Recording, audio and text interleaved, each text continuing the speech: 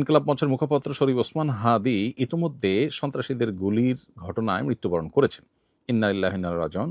আমার জানা বিষয় হলো, শরীফ ওসমান হাদির এই মৃত্যু কি শাহাদাতের মৃত্যু হিসাবে গণ্য হবে?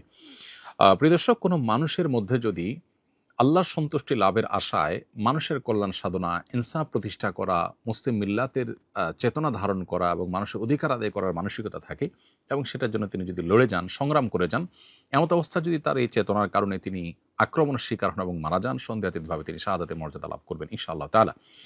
ইমানদারের মধ্যে যদি আল্লাহর সন্তুষ্টি লাভের জন্য জীবন বাজি রাখার মানসিকতা থাকে এবং তার অসৎ কাজে বাধা প্রদান, অন্যায়ের বিরুদ্ধে তার প্রতিরোধ এবং ইনসাফ প্রতিষ্ঠার মানসিকতা লালন করার কারণে তিনি যদি আক্রমণের শিকার হন, তাহলে সেক্ষেত্রে তিনি অবশ্যই শাহাদাতের মর্যাদা লাভ করবেন। সেই জায়গা থেকে শরীফ ওসমান হাদিকে আল্লাহ তাআলা শাহাদাতের মর্যাদা দান করুন, আমরা সেই দোয়া করি। আর এমনিতেই নবী সাল্লাল্লাহু আলাইহি ওয়াসাল্লাম বলেছেন, মান কুতিলা দুনা দামিহি ফাহুয়া শাহিদ। যে ব্যক্তি কারোর হাতে খুন হয়েছে, জীবন রক্ষা করতে গিয়ে তার জীবন খুন হয়েছে, অর্থাৎ সাধারণ ধস্তাধস্তিতে অথবা কোনো ডাকাতের হাতে মারা গেছে, সেও শাহাদাতের মর্যাদা লাভ করেন। তাহলে সেক্ষেত্রে দ্বীনের কথা বা মুসলিম মিল্লাতের কথা বা মুসলিম চেতনার কথা বা ইনসাফের কথা বা মানুষের অধিকারের কথা যদি কেউ বলতে যান মুসলিম হয়ে এবং আল্লাহর কাছ থেকে যদি বিনিময়ে আশা করেন, তাহলে তিনি অবশ্যই শাহাদাতের মর্যাদা লাভ করবেন। অনেকে আছেন যারা বিপ্লবী মানসিকতা ধারণ করেন, তারা অন্যায়ের বিরুদ্ধে সংগ্রাম করেন, তাদের সে সংগ্রামকে আমরা অবশ্যই শ্রদ্ধা করব।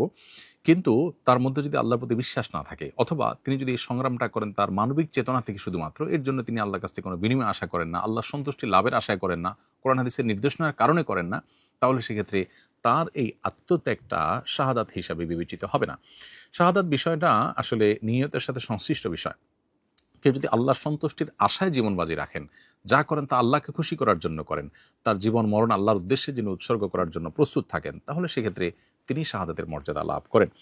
আমরা দোয়া করি শরীফ ওসমান হাদির সমস্ত ভুল ত্রুটি মাফ করে আল্লাহ তাআলা তাকে শাহাদাতের সর্বোচ্চ মাকাম দান করেন এবং তার সুখ সন্তপ্ত পরিবারকে সান্ত্বনা সইবার শক্তি নসিব করেন এবং সেই সাথে এখান থেকে অনুপ্রাণিত হয়ে আমাদেরকে আল্লাহর সন্তুষ্টির লাভের আশায় জীবন বাজি রাখার মানসিকতা আমাদেরকে ধারণ করার তৌফিক দান করুন। বস্তুবাদের এই পৃথিবীতে আমরা বেশিরভাগ মানুষ দুনিয়ার মোহে এতটা মোহাবিষ্ট হয়ে গেছি যে আমরা প্রত্যেকটা মানুষ শুধু বাঁচার জন্য সংগ্রাম করি এবং মরতেই যখন হবে তখন আল্লাহর রাহে আমি জীবন বাজি রেখে যেন মরতে পারি, আমি যেন অন্যায়ের বিরুদ্ধে কথা বলতে গিয়ে যেন আমার মৃত্যু হয়, আমার মৃত্যুটা যেন শাহাদাতের মৃত্যু হয়, আল্লাহর সন্তুষ্টি লাভের আশায় যেন আমি জীবন বাজি রাখতে পারি, সেই চিন্তা, সেই চেতনা আমাদের প্রত্যেকটা মানুষের মধ্যে থাকা দরকার, এজ এ ঈমানদার আমাদের মধ্যে থাকা দরকার। আল্লাহ রাব্বুল আলামিন শরীফ ওসমান হাদির ভালো গুণগুলো দিয়ে আমাদের তরুণ সমাজকে ভরে দিন এবং সেই তরুণ সমাজকে অন্যায়ের বিরুদ্ধে ইনসাফ প্রতিষ্ঠার জন্য, ন্যায় নিষ্ঠ হওয়ার জন্য এবং মুসলিম মিল্লাতের কল্যাণ সাধন করবার জন্য এবং আল্লাহর সন্তুষ্টির উদ্দেশ্যে মানবতার কল্যাণ সাধন করবার জন্য সবাইকে